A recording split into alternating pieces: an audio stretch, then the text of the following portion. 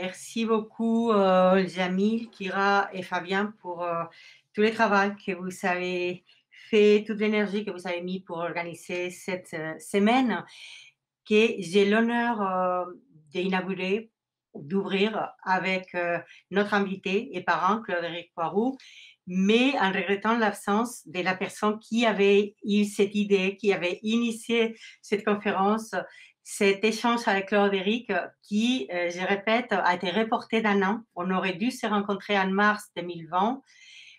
On a la chance de rencontrer Claude-Éric Poiroux aujourd'hui, mais malheureusement Saint-Jérôme, qui ne pourra pas, pour des raisons de santé, se joindre à nous. Merci beaucoup, Claude-Éric, d'être avec nous en ligne. Donc, je vais vous présenter rapidement. Claude-Éric, c'est ce qu'on peut appeler une personnalité du cinéma. C'est un de ces professionnels qui marquent le cinéma quand on écrira l'histoire du cinéma européen du dernier tiers du XXe siècle et j'espère une très bonne partie du XXIe siècle. Claude-Éric Poiroux aura une place importante car il a joué un rôle des lobbyistes, il a joué un rôle des professionnels, il a joué un rôle d'intellectuels et des penseurs des enjeux du cinéma et il a été sur le terrain. Donc, il a réussi à associer quelque chose qui est rare, qui est les lobbies auprès des institutions européennes et la connaissance parfaite de l'industrie et son fonctionnement. Il est délégué général du festival Premier Plan d'Angers. C'est le festival qui a lancé les carrières d'énormément de cinéastes. Donc, je pense que les étudiants qui nous écoutent connaissent ce cinéma. Ceux qui ne le connaissent pas, ils vont se renseigner parce que c'est vraiment une vraie plateforme de lancement des carrières. Et il est aussi fondateur exploitant de la salle de cinéma Les 400 coups à Angers. Et il a fondé et est aussi directeur général d'Europa Cinéma, qu'on peut définir comme un programme européen, un réseau européen, un lobby européen, et un outil de la politique européenne très puissante. Donc, c'est quelqu'un qui a une vision historique, qui a déjà connu plusieurs crises et qui est au cœur des solutions, des réflexions, de tout ce qui est en train d'être mis en place pour sortir de cette crise et imaginer la réouverture des salles. Tu peux peut-être nous dire un mot d'abord sur cette activité multiple et comment, à partir de cette position privilégiée, tu vois la situation actuelle. Et il faut connecter les micros. Il faut ouvrir les micros, Claude-Éric. Voilà. Merci Anna et merci à tous de m'accueillir. Je suis très fier de faire partie de cette semaine, cette chaîne de valeur que vous allez exposer pendant plusieurs jours. Je suis très heureux d'en faire partie. Voilà. Et c'est vrai que les salles de cinéma, parce que je suis plutôt du côté de la diffusion, les salles de cinéma notamment et les festivals font partie de cette chaîne de valeur qui font qu'aujourd'hui on défend et qu'on programme et qu'on fait vivre aussi économiquement un cinéma, une industrie, des auteurs, des œuvres. Donc je pense que c'est effectivement quelque chose que vous faites là et je suis très heureux d'y participer et je vous remercie de m'avoir accueilli. Anna, effectivement, tu as parlé d'Europa Cinéma. Je pense effectivement que ça permet d'avoir une réflexion aujourd'hui qui soit européenne, un petit peu sur la situation dans laquelle nous sommes à peu près tous de la même façon associés, c'est-à-dire que les salles de cinéma sont fermées. Voilà. Donc ça, c'est quelque chose déjà, un fait, une situation qui est vraiment, qu'on a de la peine à décrire, qui était indescriptible d'ailleurs il y a encore un an. Voilà, on ne pensait pas qu'on pouvait fermer des salles de cinéma pendant autant de mois et comment on allait interrompre quelque chose qui devient là quand même une évidence pour nous. Et d'ailleurs, tout à l'heure, tu parlais de la relation qu'on peut avoir avec les commissions à Bruxelles. J'ai été assez heureusement surpris d'ailleurs de voir leur réaction dès les premières semaines de fermeture des salles en Europe. Et à ce moment-là, les responsables de Creative Europe Média à Bruxelles m'ont dit, mais Frédéric, on vient de se rendre compte, on le sait, hein, mais on le vit maintenant, l'importance des salles. D'un seul coup, il n'y a plus un seul film qui sort. Il n'y a plus aucune visibilité, aucune activité autour du cinéma européen. Et c'est vrai qu'il se posait la question en disant, mais si les salles ne réouvrent pas, on ne voit pas à quoi servirait Creative Europe aujourd'hui, parce que Creative Europe est là pour développer la circulation des œuvres. Et donc c'est vrai que ça nous a permis de faire un petit peu une réflexion, de mener une réflexion sur notre rôle, sur le rôle des salles. Et c'est quelque chose qui est au cœur de notre réseau depuis 30 ans, puisqu'il existe maintenant depuis 30 ans. Il a été créé en 2000, en 1991 et en 92, il y avait le premier réseau. Donc aujourd'hui, on sait que on n'est pas tout seul. Hein. On sait qu'on n'est pas tout seul. On sait qu'on a une force en ayant à la fois des objectifs communs. Et je les rappelle, les deux objectifs que nous avions au début, on les a toujours, c'est effectivement la programmation des films européens, la circulation des films européens. Creative Europe Média s'est créé il y a 30 ans et c'était la volonté, souvenez-vous, média, ça veut dire mesure européenne pour le développement de l'industrie audiovisuelle, le mot industrie. C'est-à-dire qu'à l'époque, il n'y avait pas la culture dans les compétences européennes. Donc à l'époque, il fallait parler effectivement de l'industrie, de la circulation des œuvres. Et c'est toujours resté. C'est évident que c'est très important. Donc on est là pour faire en sorte qu'il y ait des œuvres qui circulent entre tous les pays d'Europe. On a commencé à 12 pays, maintenant on est à 34. 34 pays. Des œuvres de 34 pays peuvent être montrées grâce à la collaboration qui existe aujourd'hui au niveau européen et la Commission européenne et au Parlement. Donc ça, c'était quelque chose qui était une volonté et qui aujourd'hui, en tous les cas, est manifeste et réel. La deuxième chose qui était notre objectif, c'est le public. Voilà. Puisqu'on est les seuls véritablement à avoir un contact avec le public. Et ce public, on avait déjà défini comment on voulait appréhender cette question. On a tout de suite travaillé sur le jeune public, il y a 30 ans. Tout de suite travaillé sur l'idée que si l'on voulait que le cinéma européen continue à exister, qu'il continue à se développer, qu'il continue à... Bon, il fallait que les jeunes spectateurs, aujourd'hui, y aient de l'intérêt. Et donc, aujourd'hui, on est toujours sur cette question-là, et de plus en plus cruciale, on va en parler maintenant, évidemment, au moment des développements qui se sont passés en 30 ans, hein, où aujourd'hui, l'image est partout, la proposition est partout, et aujourd'hui, le cinéma européen, il a sa place à défendre, parce qu'il n'est pas forcément en première ligne partout. Donc aujourd'hui, notre objectif, c'était ces deux directions-là. Et puis, on s'est dit, il fallait faire une force. Et cette force, c'est essayer de faire en sorte que s'unissent le maximum d'exploitants.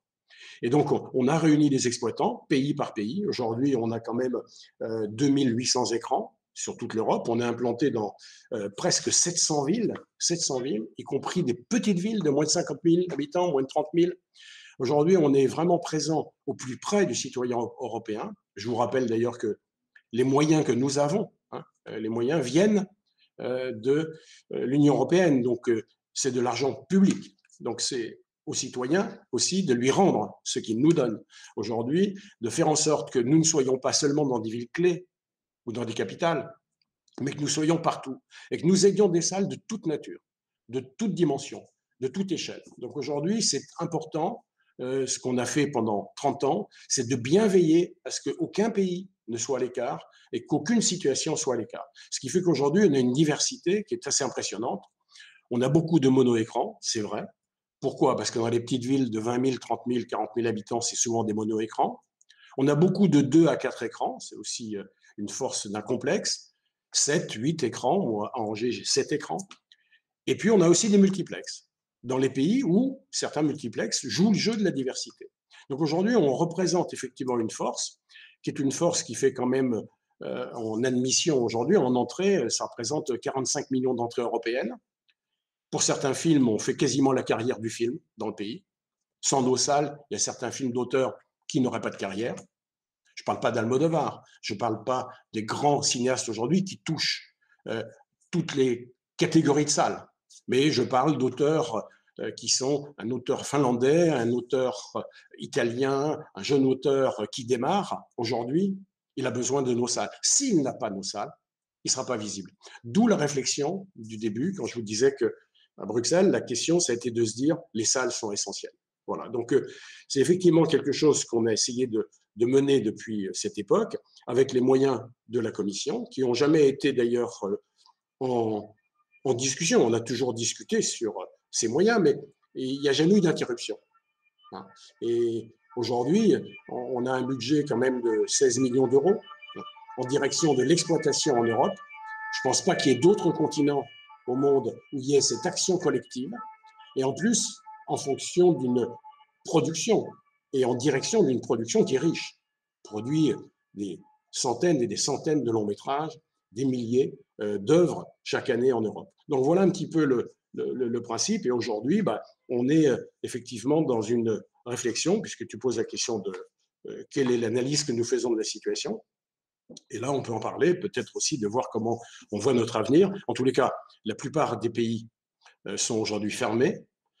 En France, on a été fermé 162 jours en 2020. On est aujourd'hui au 67e jour de fermeture de 2021 et c'est pas fini. Donc on va arriver à ce que probablement plus de la moitié d'une année complète, 2/3 d'une année, on aura vu des salles fermées. Alors, je pense qu'il y aura des problèmes qu'on ne va pas résoudre ici, je pense qu'on ne va pas les aborder, parce que je sais que vous les aborderez tout à l'heure avec d'autres intervenants, Richard Patry et François Aimé, dans les discussions de l'après-midi. Mais il y a un vrai problème aujourd'hui, si les salles réouvrent rapidement, c'est effectivement de passer les films qui sont en attente. Donc ça, c'est une vraie question de diffusion sur laquelle on pourra dire quelques mots. Maintenant, voilà, essayons peut-être de parler de la façon dont nous, les exploitants, nous voyons notre avenir. Et je vous laisse un petit peu aux questions que vous pouvez me poser sur cette partie-là.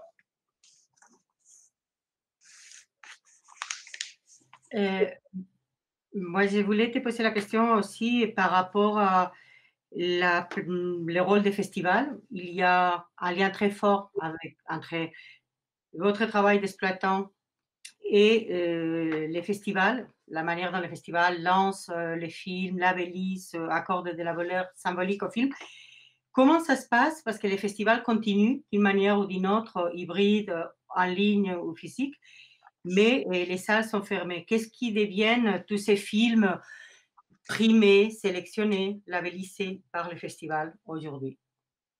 Alors voilà, quand on parlait de la chaîne de valeur tout à l'heure, voilà, en tous les cas, quelque chose qui est tout proche de nous, les festivals. Et on se rend compte précisément comment aujourd'hui, sans festival, s'il n'y avait pas de festival, je pense qu'il y aurait beaucoup de films qui ne sortiraient pas.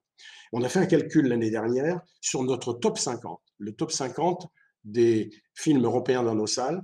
Seulement 7 films sur 50 n'étaient pas passés par un festival. 43 films sont passés par un festival. Et donc, ça, c'est effectivement quelque chose qui est important. Pourquoi? Parce que le festival, c'est le moment où quelque chose qui n'a pas d'autre existence que d'avoir été produit, il a sûrement réuni déjà beaucoup de monde autour de lui, mais à ce moment-là, il n'a aucune visibilité. Il peut avoir quelques atouts avec lui, un casting, des moyens, etc. Mais en réalité, il est devant un espèce d'inconnu. Comment on fait pour qu'un film soit vu? Voilà. Donc aujourd'hui, un festival joue ce rôle-là. Et l'année dernière, d'ailleurs, moi j'ai été très attentif à la façon dont Thierry Frémaux s'est préoccupé de dire comment Cannes, qui ne pouvait pas exister, mais on ne pouvait pas annuler Cannes pour autant. Donc ils ont essayé de faire en sorte que les films qu'ils avaient sélectionnés aient été visibles, rendus visibles par leur fait même qu'ils aient été sélectionnés. Pas montrés, mais sélectionnés. Et grâce à ça, il y a des films qui ont été repérés et qui ont été mis en valeur, en particulier pendant la période du 22 juin chez nous jusqu'au mois d'octobre. Je prends le cas, par exemple, vous voyez Papicha, un film comme Papicha il y a 2 ans. Bon. Le distributeur de ce film, qu'il avait acheté avant que le film passe à Cannes, pour lui, c'était 30 000 entrées France. Le film a fait 300 000 entrées France. Voilà. Ce passage par le Festival de Cannes a été essentiel. C'est aussi le cas des Misérables, des films qui ont... Voilà. Donc aujourd'hui, les festivals, ils jouent un rôle formidable de découverte. En plus, ils sont toujours accompagnés par un marché. Donc le marché, c'est important. Je voyais ce matin un tweet de Xavier Beauvois qui remerciait pour le festival de Berlin qui vient de se tenir en ligne. Hein, et grâce au fait qu'ils ont maintenu le film en ligne avec un marché, eh bien, il dit, mon film L'Albatros a été vu par à peu près tous les pays du monde. Il vient d'être lancé. Voilà. Il n'a pas été vu en salle à Berlin. Il lui manque ça. Mais il y a eu un travail professionnel derrière. Donc vous voyez que ces choses-là sont vraiment essentielles. Moi, je m'occupe du festival Premier Plan d'Angers, et c'est vrai que nous, on est dans un secteur qui est encore un tout petit peu plus crucial. C'est celui des premiers films. Où là, si personne ne vous accompagne, vous avez avec vous votre famille, votre cercle d'amis, une centaine de personnes, 200 personnes autour de vous qui vous connaissent. Et au-delà, personne d'autre. Donc un film slovaque qui est pris par le Festival Premier Plan d'Angers, un premier long métrage, et d'un seul coup, il prend de l'importance dans son pays. Parce qu'il sort de son pays, il a été remarqué ailleurs. Le film, il a de l'importance. C'est donc donner de la valeur. C'est donner de la valeur et en même temps aussi donner une expérience au réalisateur qui va suivre son film. Je vois à Angers, on a une salle qui fait 1300 places. C'est cette salle où nous passons les premiers films, les premiers courts-métrages. Et les réalisateurs, quelquefois, le matin, quand ils visitent les salles et qu'ils voient la salle de 1300 places, je me souviens d'une ou deux remarques comme ça de jeunes réalisateurs de films d'école qui disent très bien, oui, c'est formidable cette salle, 1300 places, mais moi, mon film, il va passer où? Donc, ils voulaient aller voir la petite salle dans laquelle il allait passer. On dit non, il va passer là. Et à ce moment-là, il blémit en disant, mais attendez, il n'y aura personne. Mais si, il y aura du monde, ça sera plein. Donc aujourd'hui, la force que nous avons dans les festivals, c'est effectivement, pour ceux qui sont très professionnels, d'attirer des professionnels du monde entier. C'est le cas de Cannes. Pour ceux qui sont comme nous, tournés vers le public et vers les réalisateurs, c'est déjà donner à des cinéastes une visibilité. Je me souviens de Fatih Akin à Angers, mais personne connaissait son nom. Il vient, Nouri Bilge Ceylan, son nom, on savait pas, même de Pléchin, on savait pas écrire son nom. Bon. Donc aujourd'hui, on voit bien comment des festivals comme le nôtre, je suis pas tout seul, on est plusieurs comme ça. Enfin, des festivals de premier film, il n'y en a pas tant que ça. Donc aujourd'hui, cette force-là qu'ont les festivals, c'est vrai que c'est une force à la fois de découverte et puis en même temps de donner de la force à des cinéastes, confiance en eux, confiance derrière eux à ceux qui les accompagnent, parce qu'effectivement, il y a des gens qui ont quand même investi. Il y a des producteurs, il y a probablement des futurs distributeurs. En tous les cas, il y a aussi des vendeurs à l'étranger. En tous les cas, ils vont peut-être les trouver à ce moment-là. C'est de faire démarrer tout ça. Et vous voyez, ces films aujourd'hui, s'ils n'avaient pas réussi à passer par un festival, je pense qu'ils ne sortiraient pas en salle. Donc, voilà un petit peu le lien que moi je vois dans cette dualité. Et nous, l'année dernière, j'avais d'ailleurs écrit un article dans le newsletter d'Europa Cinéma en disant que malheureusement, parce qu'il y a eu quand même des festivals qui ont été annulés, maintenant on a trouvé une façon, c'est de les faire en ligne. Je viens de faire le festival Premier Plan d'Angers en ligne. Je me suis appuyé sur 3 plateformes. Il n'y a pas de tabou non plus. On n'avait pas envie de faire un festival en ligne. On préférait le faire en salle parce qu'effectivement, 1300 personnes qui découvrent un premier film avec le réalisateur qui est là, etc., c'est un enthousiasme formidable. Maintenant, on s'est dit, on ne va quand même pas non plus sacrifier tout le travail qu'on vient de faire, avoir sélectionné des films sans les passer. On les a passés. On a trouvé des solutions. On a trouvé en particulier une solution que je ne suis pas seul à avoir trouvée.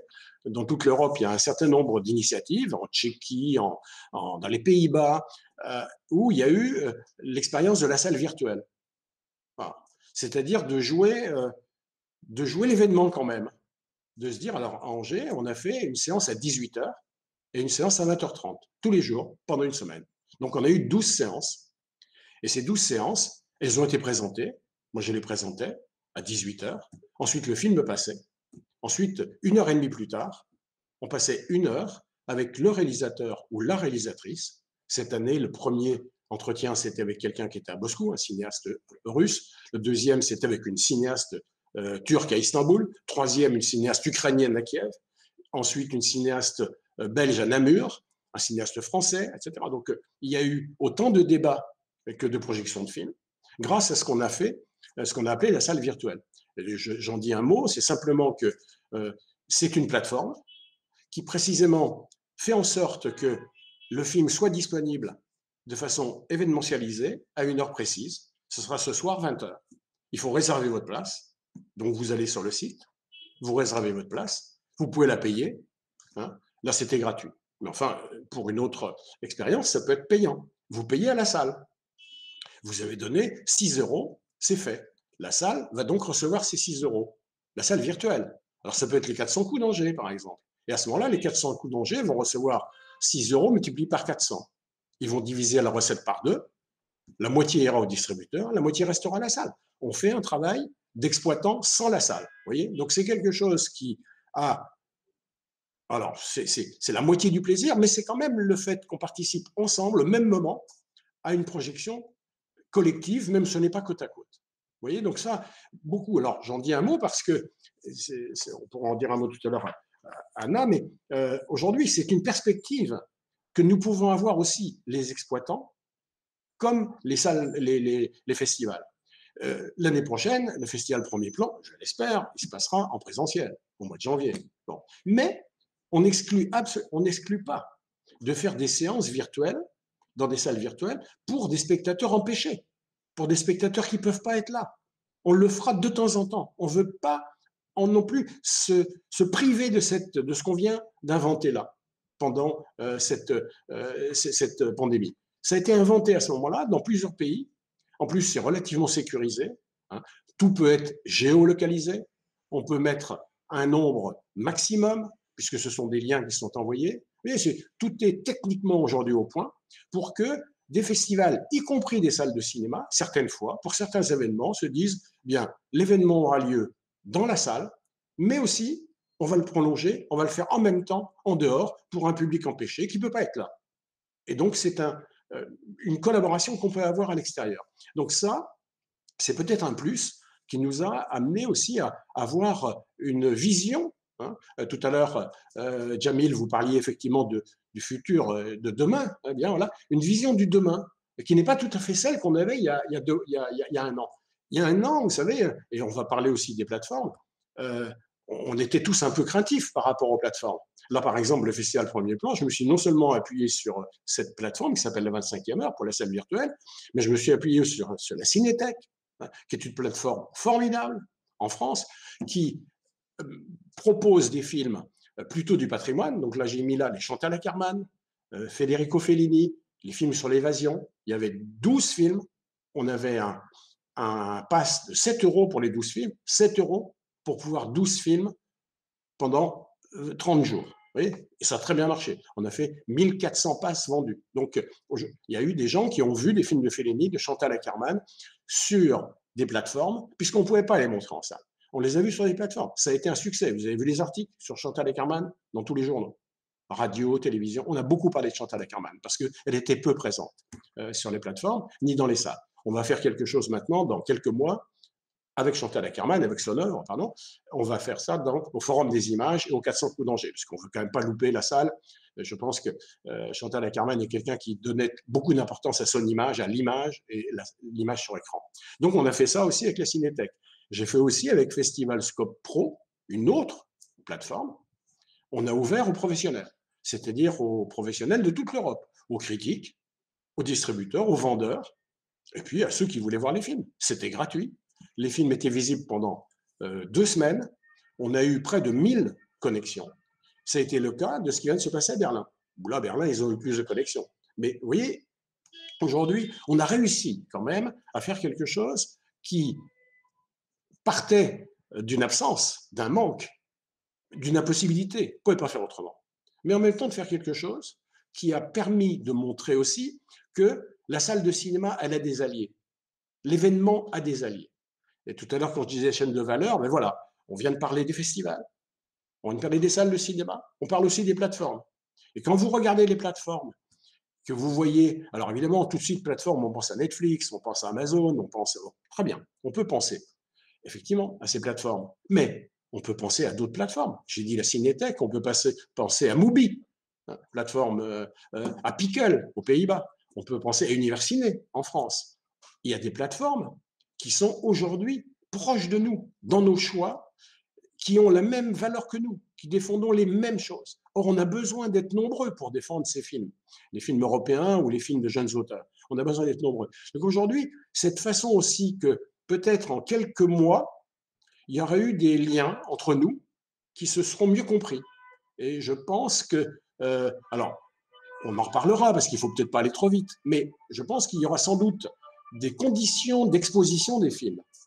Tout à l'heure, vous en parlerez avec Richard Petry, mais c'est vrai que les conditions d'exposition des films, la chronologie des médias, elle est essentielle. Bien sûr, il faut respecter, mais quand même, je pense qu'il va y avoir de la souplesse et qu'il va y avoir des choses qui vont pouvoir comment dire, se dessiner dans un futur qui permettra quand même que on puisse se dire l'important c'est les films et l'important c'est que le public voit les films. Donc évidemment, moi je suis propriétaire de salles, j'ai qu'une seule envie, c'est qu'ils viennent dans mes salles. Ils étaient 350 000 en 2019, j'ai envie qu'ils soient à nouveau 350 000 en 2022. Bon, c'est peut-être pas sûr ça. On va sans doute aussi avoir quelques conséquences qu'il va falloir mesurer. On n'est pas en mesure aujourd'hui de tester. On ne sait pas quel est le retour du public, on ne sait pas quelles sont les conditions. On ne sait pas non plus quel est le marché. On parlait tout à l'heure des films européens, mais on dépend aussi un petit peu du marché américain, vous le savez. Bon, même mon réseau, le réseau Europa Cinéma, on a 30% de films américains. 30%. Bon, on fait 60% de films européens, mais 30% de films américains. Vous imaginez bien, si on n'a plus Green Book, si on n'a plus Joker, si on n'a plus un certain type de films, y compris moi pour les enfants des films de Walt Disney à Angers, bah, on va aussi en pâtir, parce que c'est quand même un ensemble. On ne peut pas non plus segmenter le cinéma. Le cinéma, il est aussi fait de films peut-être de plus grande audience qui sont plutôt des films américains. Mais enfin, Parasite, l'année dernière, il y a 2 ans, pardon, Parasite a été un film qui était numéro 2 sur tout le réseau Europa Cinéma. Donc aujourd'hui, on voit bien que aussi, nous allons dépendre d'un marché.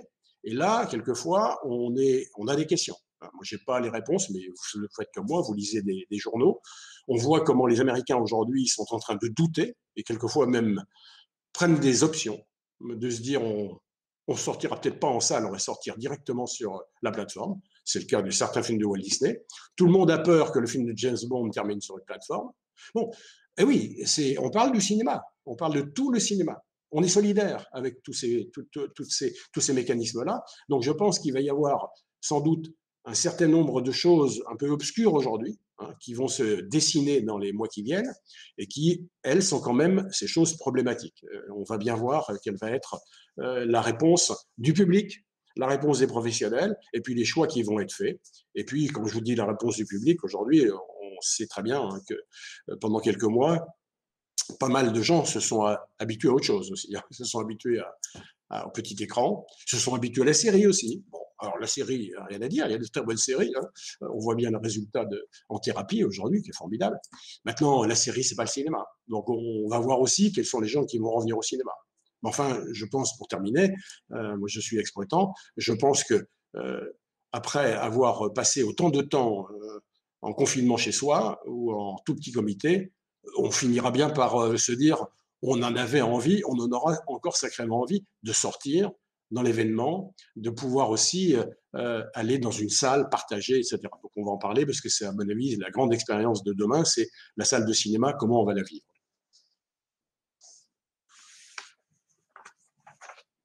Et justement, la salle de cinéma doit être pensée, des demandes doivent être pensées par rapport aux plateformes et non seulement la puissance des plateformes, la puissance économique, mais je pense à un autre aspect qui est celui de la censure, ou plutôt l'absence de censure dans notamment Netflix par rapport à ce qui est sortir un film en salle. Je pense au récent Ours d'or de cette année à Berlin, les films de Radu Jude. Est-ce que c'est un film qu'on peut sortir en salle ou est-ce qu'un certain film, un certain cinéma des festivals qui a traditionnellement commencé sa carrière en salle, aujourd'hui, va trouver une place plus facilement dans les plateformes pour des questions de censure? Ben, déjà, le film de Radujou, s'il ne sort pas en salle, je ne le vois pas être pris d'emblée tout de suite par les plateformes. Je ne vois pas aujourd'hui, alors même si lui, il a une chance, il a eu le Grand Prix de Berlin. Mais vous imaginez, il y a eu 300 films présentés à Berlin.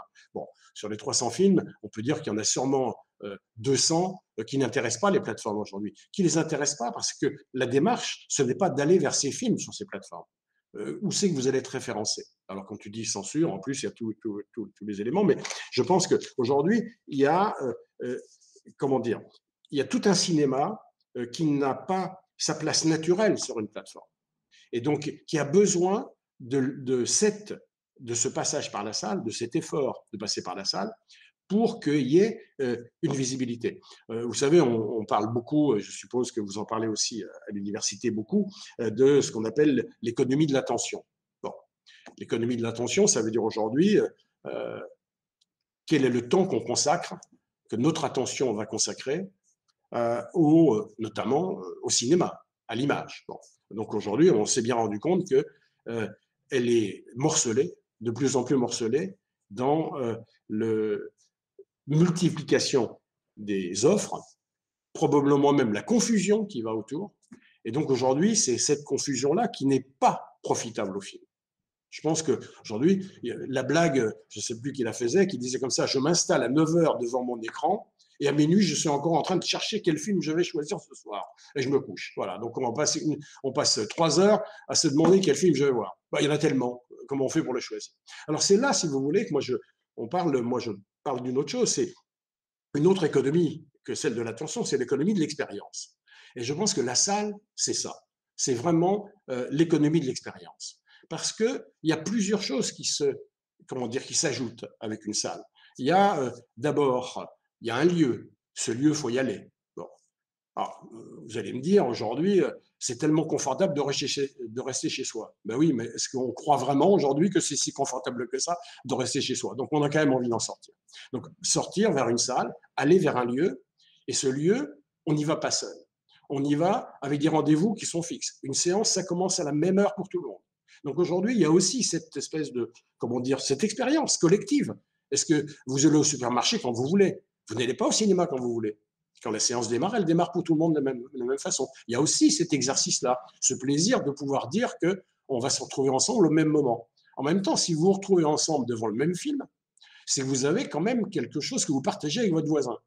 Vous avez tous envie d'aimer ce type de film, ce film-là, ou de le détester. Mais enfin bon, vous avez ça en commun.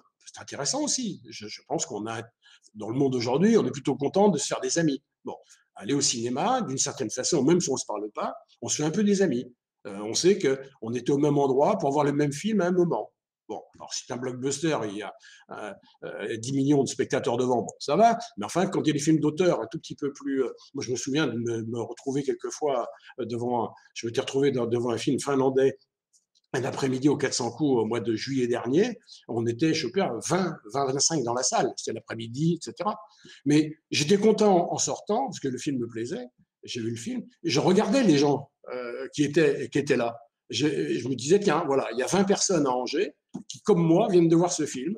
Ils ont le truc qui va leur tourner dans la tête, parce que le film est intéressant. Et donc aujourd'hui, il y a 20 personnes avec qui je peux parler. Est-ce qu'on peut parler de ce film? Je me souviens de Jeanne Moreau, quand elle venait à Angers, elle venait à Angers parce qu'elle présidait le festival quelquefois, elle présidait le jury, elle aimait beaucoup le festival, mais elle revenait dans l'année. Il m'est arrivé de l'inviter à Angers, elle venait passer le week-end, et elle venait à Angers. Qu'est-ce qu'elle faisait? Elle venait voir un film au 400 coups, et après, elle allait dans un bistrot pour discuter avec les spectateurs qu'elle avait trouvés en même temps qu'elle dans la salle. Donc il y avait toujours ce côté d'avoir besoin d'en parler, et je pense que ça, c'est de l'expérience. Ensuite, il y a aussi une autre expérience, c'est que il y a un choix qui est fait avant le vôtre. Un programmateur a fait un choix. C'est-à-dire que là, on a éditorialisé. Et je pense que dans le futur, ça va être de plus en plus important. Je pense qu'aujourd'hui, je vois les 400 coups à Angers, on passe beaucoup de films. Ça, c'est vrai. Donc, on refuse peu de films. Bon. Maintenant, aujourd'hui, il va y en avoir tellement qui se présentent qu'il va falloir peut-être un peu plus éditorialiser. Choisir un petit peu de façon plus décider ce que nous voulons montrer. Et ça, je pense que ça, c'est aussi quelque chose dont les gens ont besoin. C'est vrai qu'on fait confiance à un cinéma. Je pense que les gens qui habitent Tours, ils font confiance au cinéma et les studios. Les gens qui habitent Lyon, ils font confiance aux comédias ou ils font confiance au CNP. Parce que les films qui sont présentés là, ils en connaissent quelquefois pas grand-chose. Évidemment, si c'est James Bond, tout le monde connaît. Mais ce n'est pas forcément James Bond qui est présenté là. C'est des films, Radoujoud, dont tu parlais tout à l'heure, Anna. Donc aujourd'hui, c'est vrai que ces films-là, présentés dans ces salles-là, soudain, ils deviennent intéressants. En tous les cas, ils deviennent une proposition. C'est une offre. Et je pense que cette offre, elle est faite par des salles de cinéma qui ont de plus en plus conscience qu'ils ont cette chance de pouvoir choisir les films.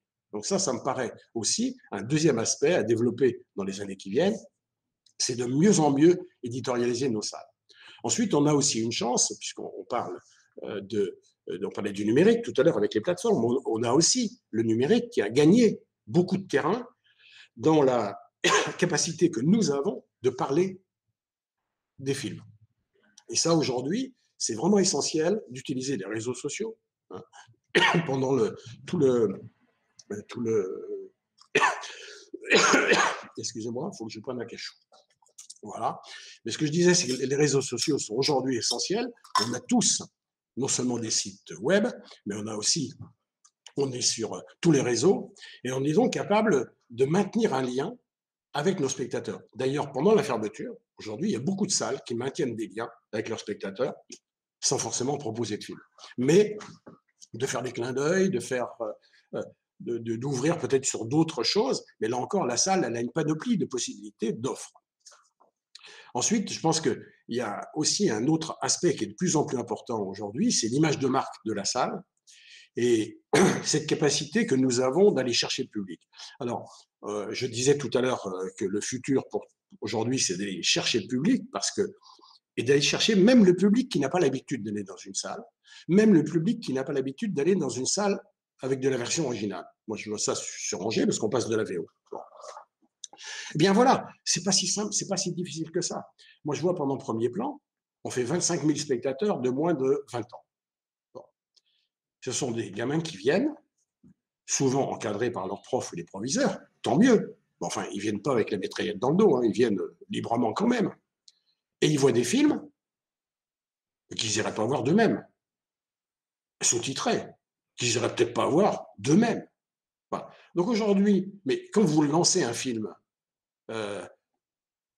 qui démarre le film, je parlais tout à l'heure du film russe, vous passez ce film, mais 5 minutes après, il n'y a plus personne qui parle dans la salle, plus personne ne parle. Tout le monde est appelé par le film, quel que soit le film.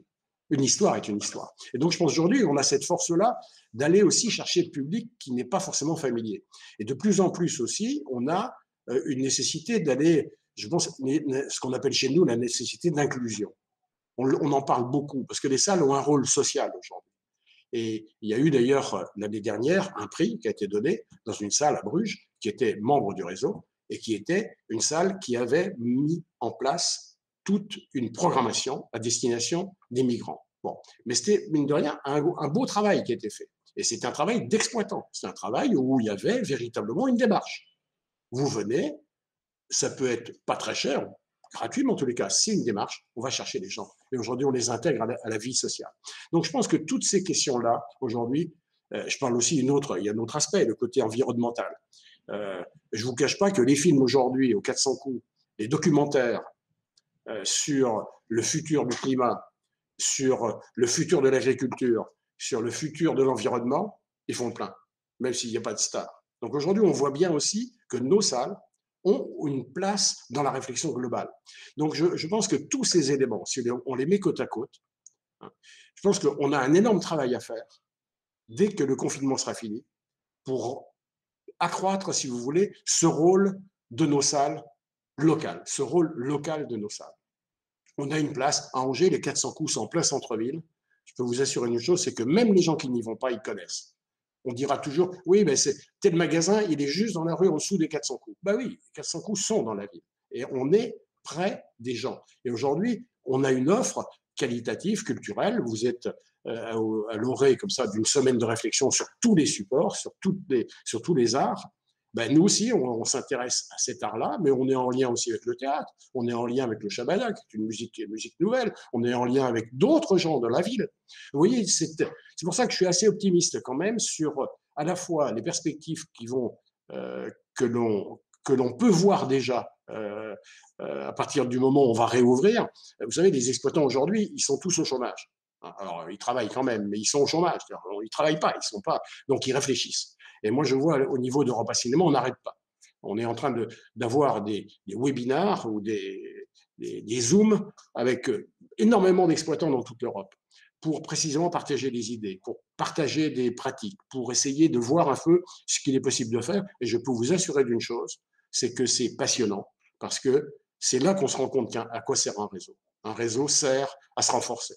Voilà. Donc je pense que effectivement toutes ces données-là, moi que je donnais comme objectif de la rentrée, de celle qui va être, on espère, définitive. Il faut voir les conditions dans lesquelles elles vont se passer, mais enfin, on espère bien qu'on va retrouver le chemin des salles sans barrière et avec la possibilité d'avoir quelqu'un assis à côté de vous.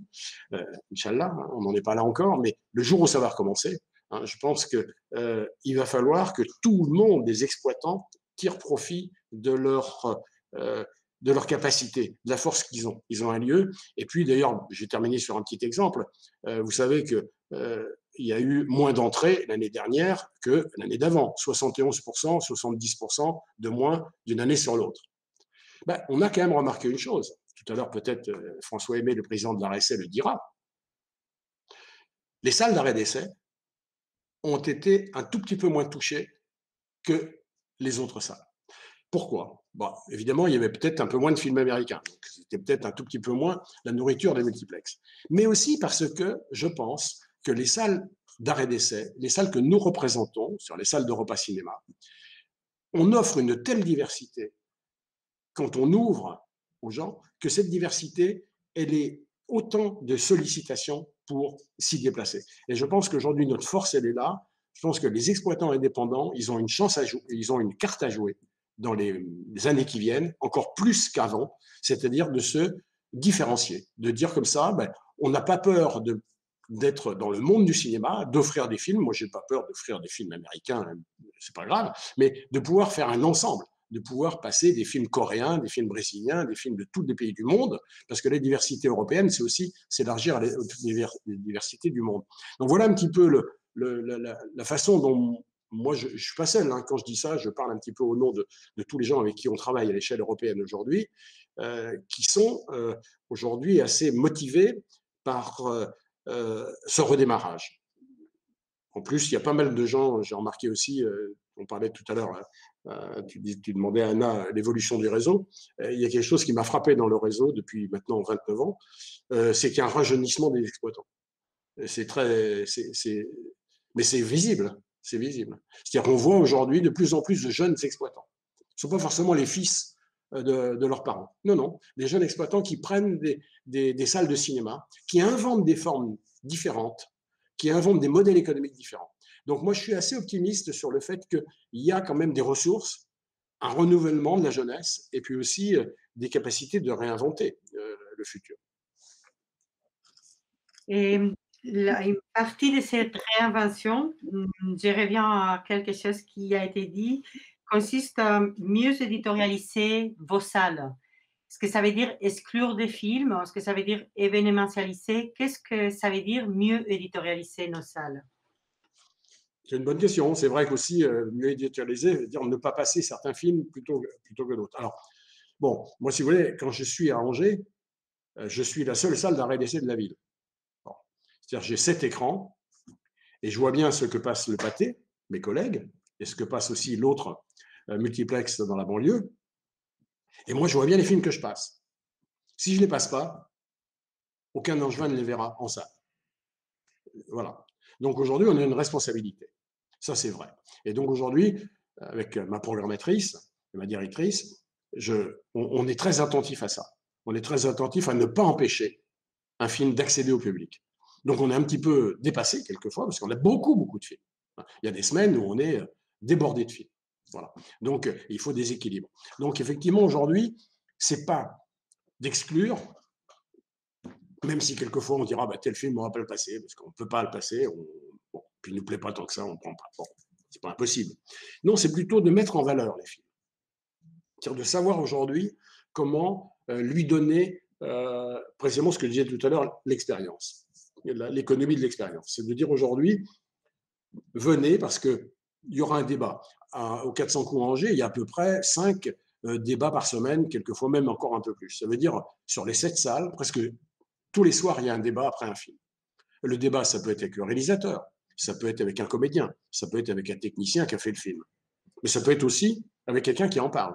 Ça peut être avec un critique. Ça peut être aussi sur le sujet qui est abordé.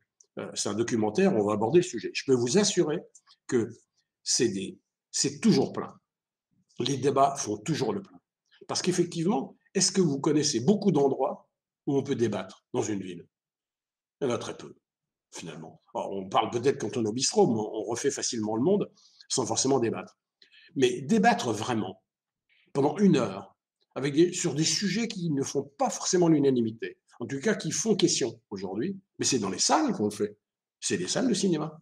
On est le seul endroit où vous pouvez avoir un débat, pour entendre quelqu'un dire quelque chose de différent de vous, et pas vous casser la figure avec. Donc ça, c'est quelque chose qui est quand même important de pouvoir faire avec aussi des communautés, avec des groupes. Je disais tout à l'heure, l'inclusion. L'inclusion, c'est quoi? C'est grâce aux réseaux sociaux, grâce aux data aussi, parce qu'il faut être dans son monde aujourd'hui. On connaît mieux qui est notre public. On connaît mieux comment le joindre. On connaît mieux aussi quelle association s'intéresse à tel sujet. Et donc aujourd'hui, ça, c'est un travail d'exploitant, de pouvoir aller vers eux et de dire, voilà, moi je vais me diriger vers cette communauté parce que je sais qu'ils auront envie de venir voir le film et qu'ils y feront débat. Je peux vous assurer une chose, à chaque fois que vous faites la démarche, ça marche toujours très bien. Donc les relais, c'est pour ça qu'on a beaucoup de, je pense qu'on a beaucoup de solutions à notre portée, hein, qui sont des solutions de partage avec d'autres, des médiateurs. Bon, vous allez en parler beaucoup des médiateurs, puisqu'il y en a beaucoup qui interviennent dans les 3 jours. Donc aujourd'hui, nous sommes des médiateurs. Ça veut dire que nous faisons le lien, hein, entre le film, parce que c'est quand même un choix important. Tout à l'heure, on disait éditorialiser, ça veut dire aimer ce qu'on montre, et puis en même temps aussi avoir aimé l'idée qu'il y a des gens qui vont l'aimer avec nous, quoi. Donc on n'est pas tout seul. Et je crois assez bien que cette éditorialisation, elle est déjà faite, hein, par beaucoup de salles. Maintenant, je vous dis, avec les jeunes exploitants, quelquefois, il y a aussi des choses assez décoiffantes, il y a des choses assez amusantes. Moi, je vois dans mes salles de cinéma, on a lancé il y a 5 ans ou 6 ans une série comme ça, qui s'appelle Plan Culte. Bon, Plan Culte, c'est-à-dire c'est des films cultes, et on fait venir et ça, un succès fou. Alors, il y a toute une jeunesse qui vient les voir, et effectivement, aujourd'hui, on sent bien qu'avec des idées nouvelles, on peut avoir un public qui se renouvelle. Et Fabien, je ne sais pas s'il y a des questions des participants ou si je peux poser encore une autre. Oui, j'ai une question d'une participante sur YouTube, Lisa. Donc, je vous lis sa question. Est-ce que l'offre des salles de cinéma doit-elle héberger d'autres formes d'art sans dénaturer sa fonction première? Et quel est l'enjeu du programmateur de demain, finalement? Alors, bon, on a la chance de pouvoir être équipé pour passer des images. Donc, autant en profiter, c'est vrai. Et les images chez nous, elles ont une dimension qu'elles n'ont pas chez vous. Donc, voilà. Donc, je dirais que le point de départ, c'est ça.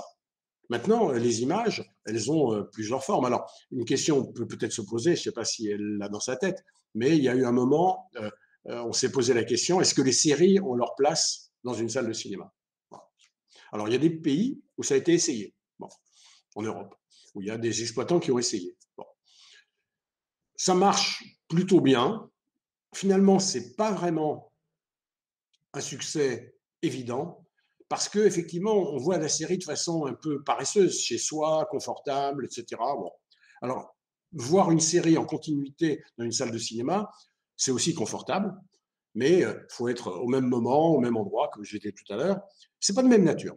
Donc, je pense qu'aujourd'hui, je ne vois pas les salles passer beaucoup de séries à la place des films. Bon, puis il faut aussi respecter les films. Je pense que c'est important. La série est tout à fait sa place. Elle est née aujourd'hui sur les écrans d'ordinateur, elle est née sur les écrans de télévision. Elle n'est pas née dans les salles. Donc il n'y a aucune raison d'en faire non plus une importation dans les salles.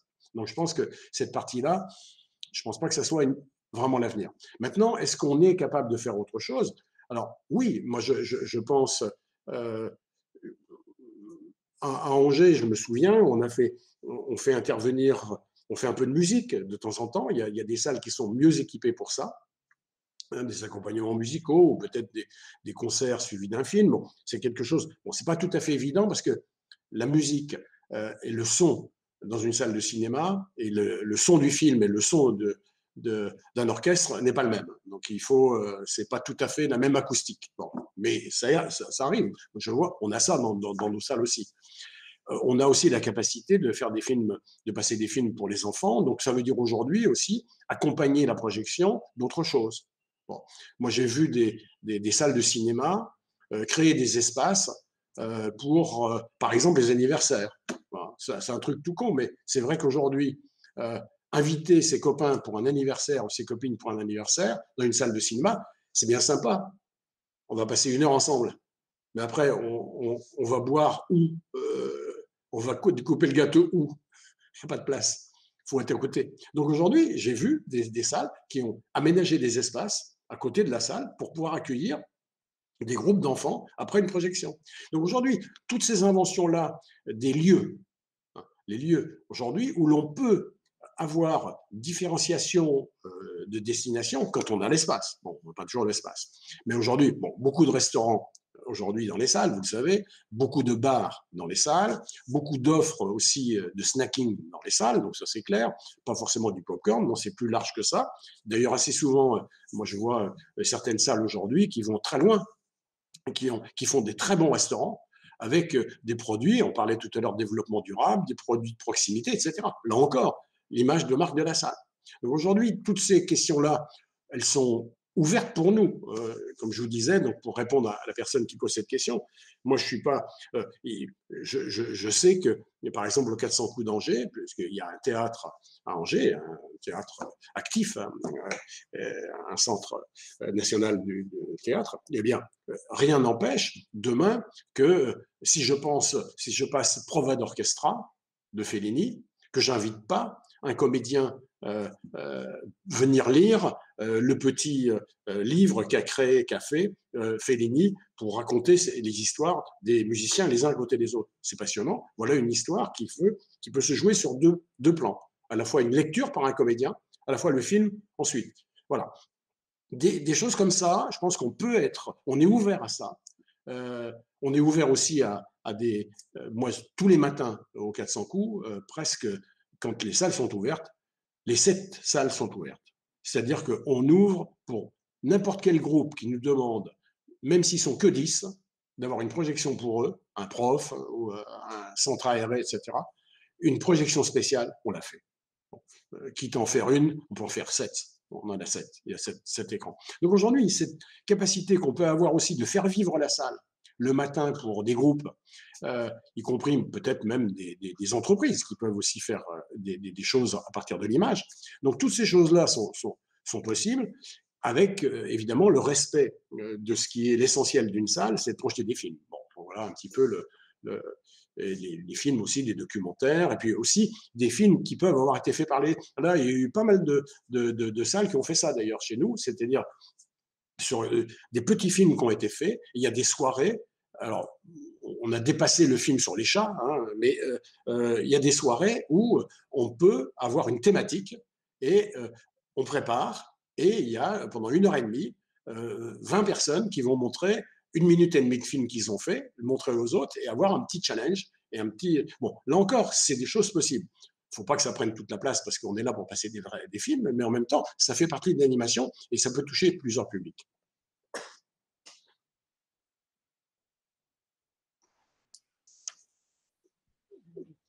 Fabien, s'il n'y a pas d'autres questions, je voudrais poser peut-être une dernière. Et le programme Europe Créative vient de commencer une nouvelle étape avec un financement beaucoup plus important que dans les étapes précédentes, ce qui est une bonne nouvelle, sans la présence du Royaume-Uni, ce qui complique les choses parce que c'est un partenaire important pour les cinémas européens. Quelles sont les principales orientations dans cette nouvelle étape et quelle est la place de la salle dans les nouveaux programmes Europe Créative Média? Ben, vous savez que nous dépendons, Europe Créative Média dépend d'une direction générale, une DG. Vous savez quelle est la DG? C'est la DG Connect. Bon, donc c'est pas la DG Culture, c'est la DG Connect. On dépend donc d'une direction générale qui est orientée vers le numérique, essentiellement. Donc aujourd'hui, on aurait pu, c'est vrai qu'à un moment qu'on s'est dit, oh, DG Connect, ça veut dire les salles de cinéma, c'est peut-être pas nous les priorités.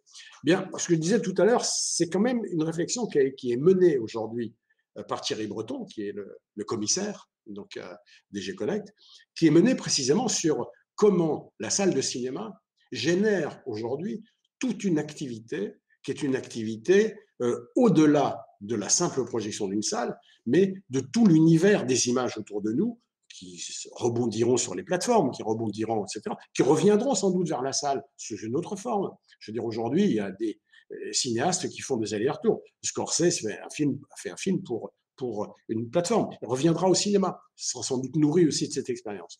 Donc, je pense aujourd'hui que, pour répondre à ce que tu demandes, Anna, c'est vrai que nous, en tous les cas, on sent depuis quelques mois, d'abord, je suis en train de la distribuer maintenant. Je crois que le premier chèque est en train d'être fait aujourd'hui, d'ailleurs. On distribue une aide Covid à l'ensemble des salles qui ont été fermées pendant 2020. Bon.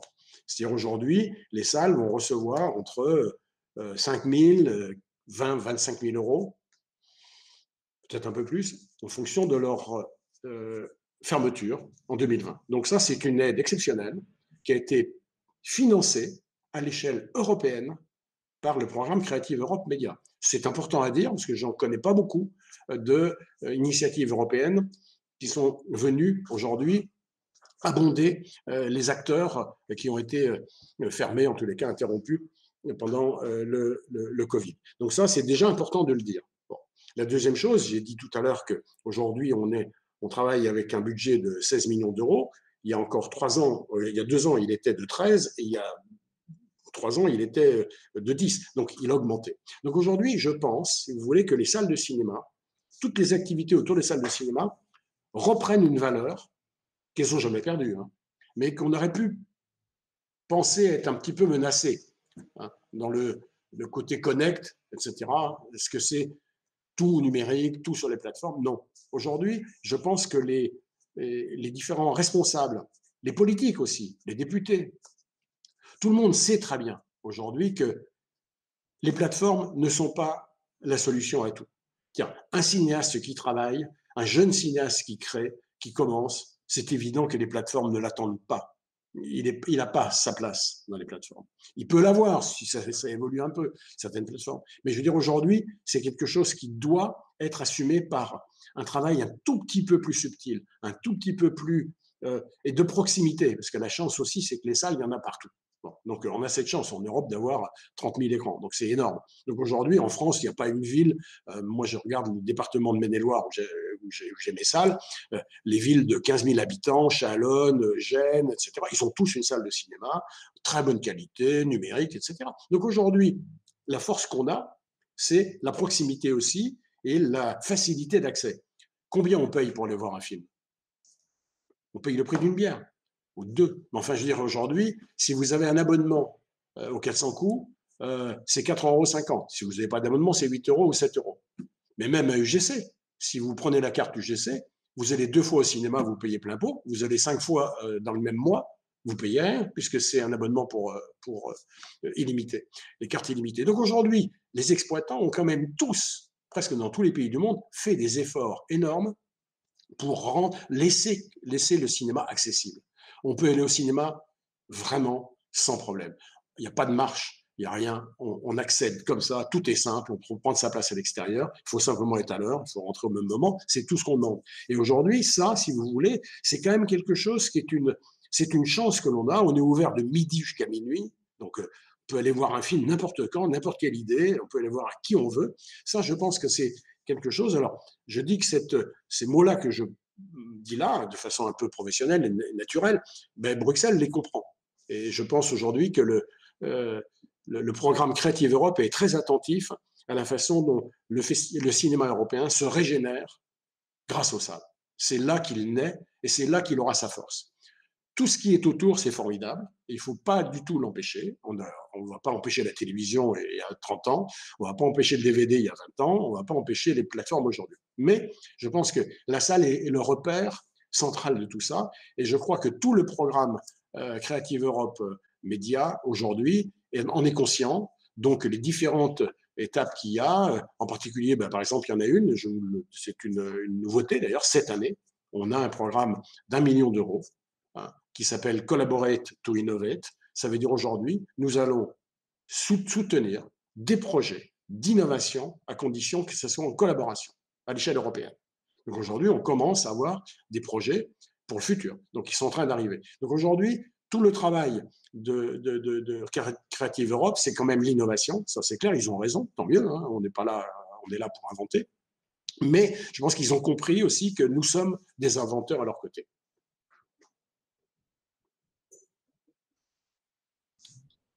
Fabien, je ne sais pas s'il y a d'autres questions. Oui, alors j'ai une question de Katia qui demande est-ce que vous pourriez un petit peu approfondir votre réflexion sur la notion de médiation au cinéma à partir de votre propre expérience? Une question assez large, mais voilà, j'imagine qu'elle parle ici de la salle de cinéma comme espace de médiation à partir de votre propre expérience. Ben, en tous les cas, moi, c'est quelque chose qui a beaucoup eu de sens pour moi tout le temps. Quand j'ai créé les 400 coups en 82, c'était des salles qui n'existaient pas. C'était dans un centre vide, c'était comment dire, des entrepôts en plein centre-ville. Et donc, à partir de ça, on est parti de zéro pour atteindre aujourd'hui 350 000 spectateurs. Bon, pourquoi? Comment on l'a fait? Effectivement, on l'a fait en faisant une offre. 4 écrans, 5 écrans, puis 7 écrans, ça c'est formidable. Bon. Mais en même temps aussi, en étant jamais seul. C'est-à-dire que dès le début, en tous les cas, on a pensé que les milieux scolaires, en particulier les établissements scolaires, les centres aérés, tous les endroits où il y a des jeunes aujourd'hui, on pouvait travailler avec eux. Et dès le premier festival, 5 ans plus tard, j'ai commencé en 89, donc 82, création des salles, 89, premier festival. Le premier festival, on avait, je crois, 14 000 spectateurs. On en fait 80 aujourd'hui. 14 000 spectateurs et il y avait déjà, je pense, 6 000 ou 6 500 jeunes publics. Bon. Donc, si vous voulez, le travail de médiation, on n'est pas le seul à le faire. On fait ce travail avec des partenaires. Bon. Des partenaires, et pour nous, c'est vraiment essentiel. Et d'ailleurs, on se bat aujourd'hui et on veut, hein, ça c'est important, il n'y a pas que les réouvertures des salles qu'on veut. On veut le maintien de toutes les initiatives scolaires, toutes les initiatives qui sont nées en France, qui font d'ailleurs de la France un des pays les mieux outillés en Europe. Il y en a d'autres, hein, beaucoup d'autres quand même. Mais enfin, en France, c'est formidable. École et cinéma, lycéens en cinéma, collégiens en cinéma. On a énormément de possibilités de travailler aujourd'hui sur la démarche, sur la culture cinématographique et la démarche. Et donc aujourd'hui, créer un jeune public, donc les lieux, alors nous sommes des lieux de médiation. Nous sommes aussi des lieux de médiation avec énormément d'autres catégories de la population.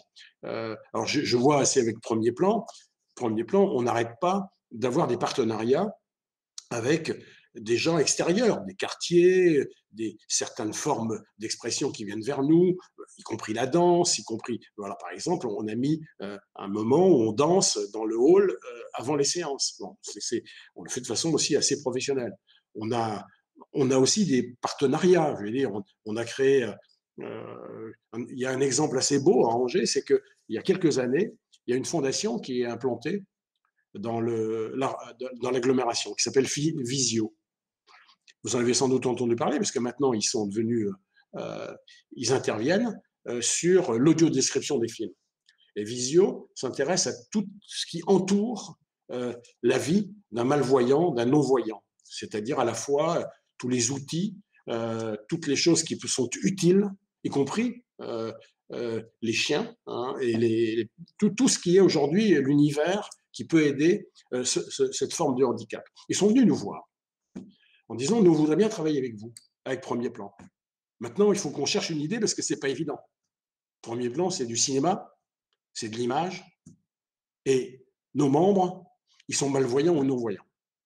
Donc, qu'est-ce qu'on peut faire en commun? On a trouvé l'idée. Vous savez, depuis qu'on a créé Premier Plan, on a des lecteurs de scénarios chaque année. On lit les premiers scénarios. Ils sont lus par des acteurs. Ça peut être Denis Podalides, Théjane Moreau, ça peut être Anaïs de Moustier. Bon, tout le monde est presque passé dans ces lectures. Formidable. Formidable. Et qu'est-ce qui se passe? Ce sont des premiers films. Je me souviens, La Sentinelle de Desplechin a été lu par André Dusselier. C'est son premier long métrage. Il avait fait La Vie des morts avant, qui est un moyen métrage. Et donc aujourd'hui, on a cette Et ça fait à chaque fois 200 ou 300 spectateurs. Alors évidemment, quand c'est Jeanne Moreau qui le lisait, ça fait 800 spectateurs, mais la plupart du temps, c'est plein.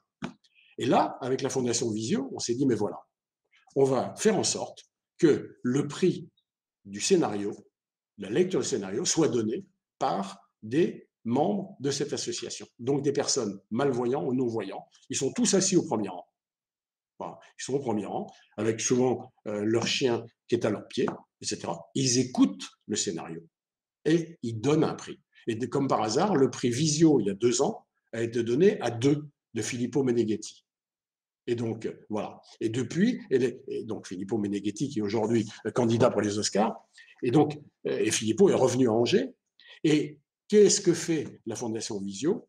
Ils font l'audio-description pour le film, offerte.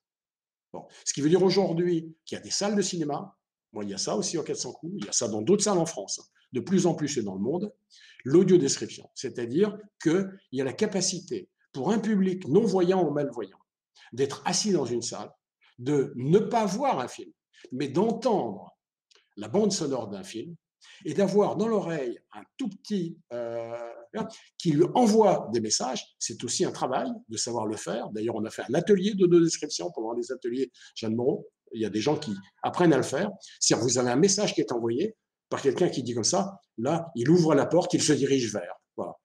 Il faut le dire assez vite, il ne faut pas perdre de temps, il faut bien décrire l'image, parce qu'il y a le dialogue, il y a le son, il ne faut pas l'empêcher. Donc aujourd'hui, l'audio-description permet à des malvoyants ou à des non-voyants de voir des films dans des salles de cinéma.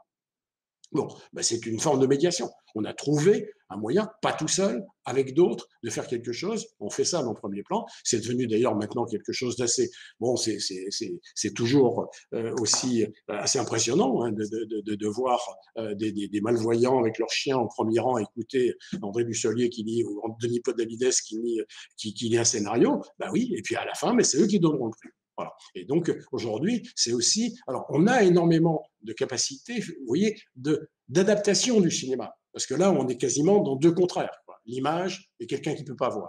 Et puis pourtant, on y arrive. Oui, donc ça, c'est quelque chose. Donc, il y a sans doute d'autres, je sais pas, d'autres idées comme ça sur la médiation. Mais enfin, on est des lieux où, en tous les cas, il y a une partie du personnel. Depuis qu'il y a le numérique maintenant, on a moins de personnes pour les projections. Moi, quand j'ai fait ça, quand on a mis le numérique dans les cabines, à ce moment-là, il y avait 1 ou 2 personnes qui auraient dû être licenciées. Puis finalement, on s'est arrangé pour répartir le travail autrement. Et il y a aujourd'hui des gens qui sont en charge de ces liens avec le public, des médiations, pour pouvoir trouver, si vous voulez, des solutions qu'on peut offrir, nous, parce qu'on a un lieu, parce que ce lieu est connu, parce qu'il est ouvert, parce qu'il est ouvert tout le temps, et que c'est pas cher, et qu'on y a des choses à disposition de tout le monde et que la culture, c'est quand même essentiel pour vivre aujourd'hui, je veux dire, on a toutes les capacités d'accueillir des